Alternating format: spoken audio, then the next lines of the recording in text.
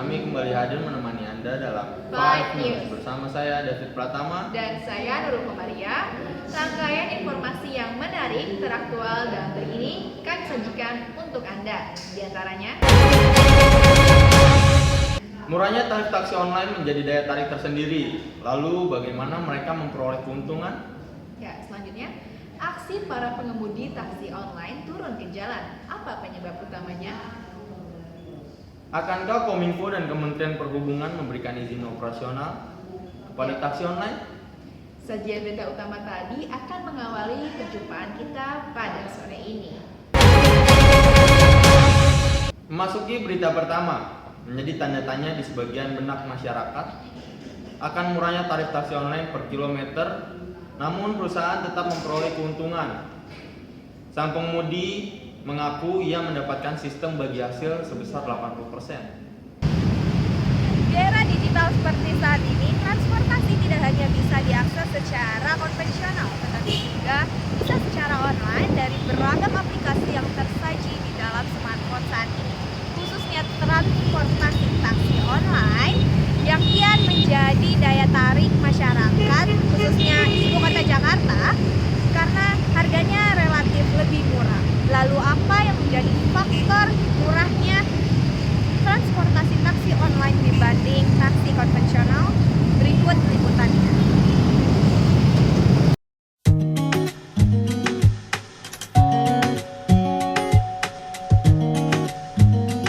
Memulai perjalanan dari kawasan Universitas Persada Indonesia Jakarta Pusat, saya mencoba untuk memesan taksi menggunakan aplikasi taksi online yang tersedia di telepon genggam.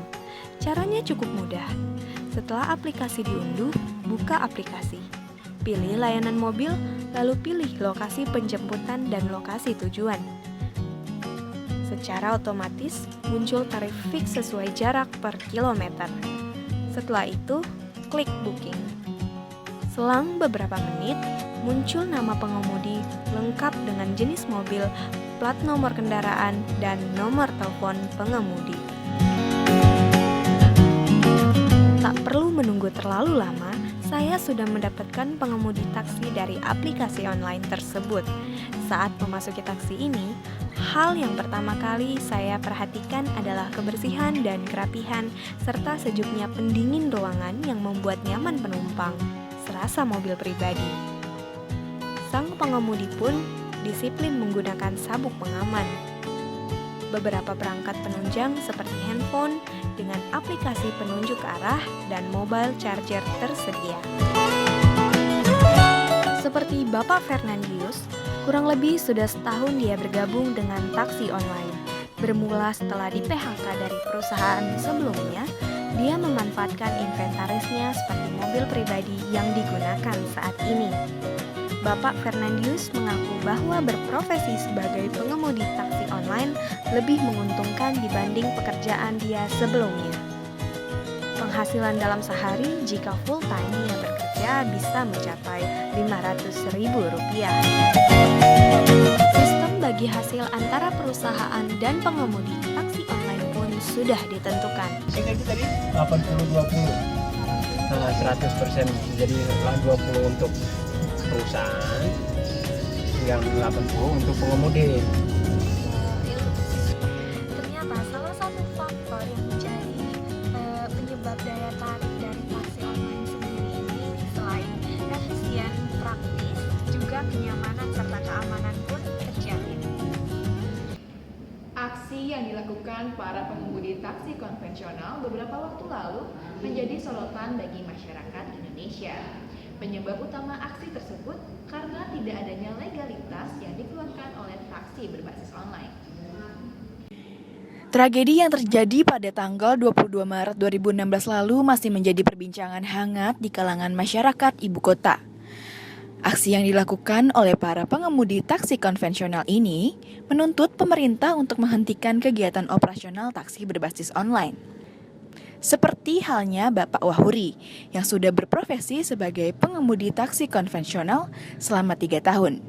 Ia mengatakan adanya penurunan pendapatan harian yang ia peroleh akibat munculnya taksi berbasis online yang membuat masyarakat beralih.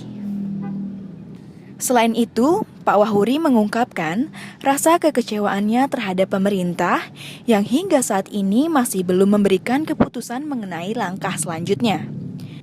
Taksi berbasis online yang beroperasi saat ini dianggap tidak memiliki legalitas, serta tarif yang dikenakan tidak sesuai dengan ketentuan yang diberikan oleh pemerintah dan tidak memenuhi syarat dari perusahaan dalam bidang jasa transportasi.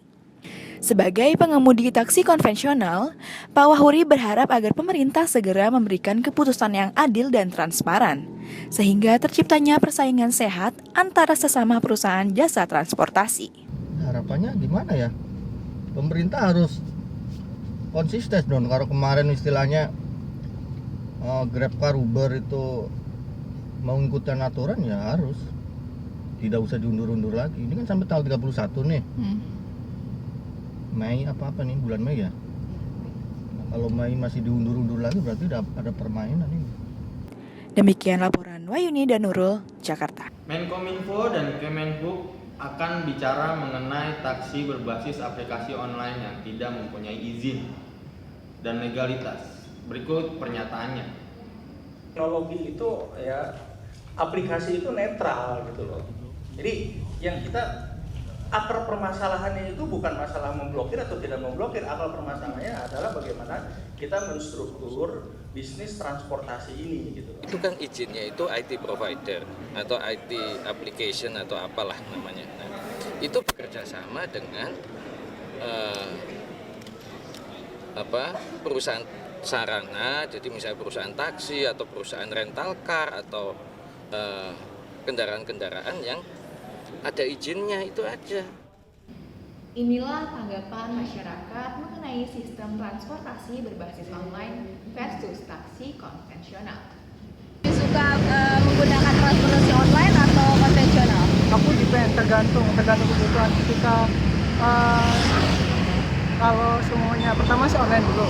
Kalau online aplikasinya lagi trouble, aku langsung konvensional soalnya ngejar waktu juga, kita harus patuh juga. Kalau si online apa konvensional? Dua-duanya, kalau saya dua-duanya. Alasannya kenapa Mbak? Ya, alasannya kalau konvensional kan bisa on the spot. Tapi kalau misalnya online kan enaknya kalau jauh kita lebih hemat gitu. Terus lebih terjamin. Tapi kalau yang dekat-dekat kayak gini kan on the spot lebih gampang. Menggunakan transportasi online apa konvensional Pak? Lebih online, tapi ya nggak terlalu beda jauh.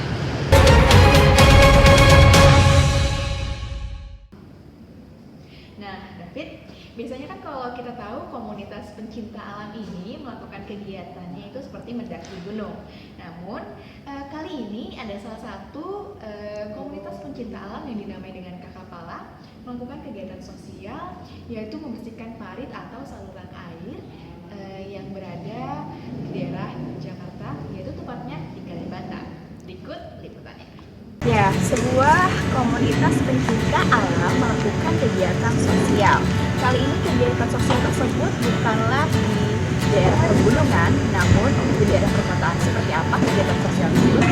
Berikut liputannya. Terletak di Jalan Kaca Jendela 1, Kalibata, Jakarta Selatan.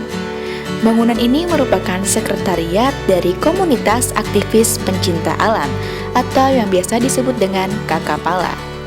Komunitas ini sudah berdiri sejak tahun 2015 lalu. Selain aktif mendaki gunung, mereka juga aktif melakukan kampanye sosial dan juga kegiatan sosial, seperti yang mereka lakukan pada hari ini. Kegiatan sosial yang kami lakukan ini adalah seperti memang pada dasarnya kami lebih sering turun serta menjaga dan melestarikan keaslian lingkungan. Namun kali ini yang kami lakukan di daerah perkotaan, khususnya di lingkungan sekitar, karena itu mencintai alam dimulai dari lingkungan sekitar kita. Jadi untuk generasi muda, ayo kita jaga alam kita bersama-sama untuk Indonesia bebas dari sampah. Nurul, biasanya kamu kalau liburan lebih sering di Jakarta atau di luar kota sih? Kalau saya lebih sering menghabiskan waktu di luar kota, apalagi sambil melihat pemandangan alam seperti gunung ataupun sungai. Nah, kali ini nggak perlu jauh-jauh untuk keluar kota, karena di Jakarta, tepatnya di daerah Condet, Jakarta Timur, ada sebuah restoran yang menyajikan pemandangan sungai yang indah di saat senja.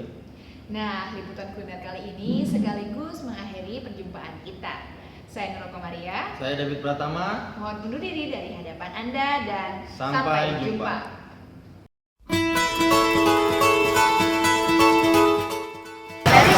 Menikmati suasana matahari terbenam ditemani live music serta makanan yang nikmat, Anda tidak perlu jauh-jauh. Kali ini di Jakarta, tepatnya daerah Condet, ada salah satu tempat favorit kaula muda.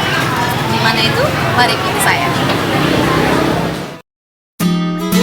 Restoran Dapur Kayu Manis berada di kawasan Condet, Balai Kambang, Jakarta Timur.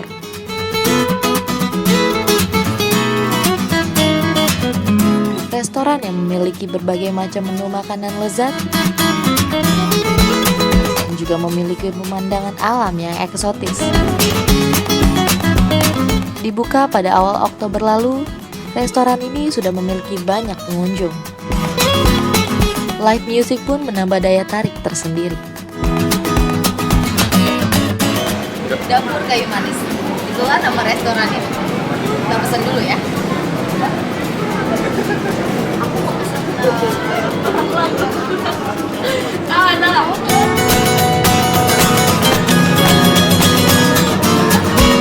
ini tadi makanan yang sudah saya pesan. Ada es batu bara, ayam teriak, sosis hot plate, sama toge grot meriah. Saya cicip-cicip ya.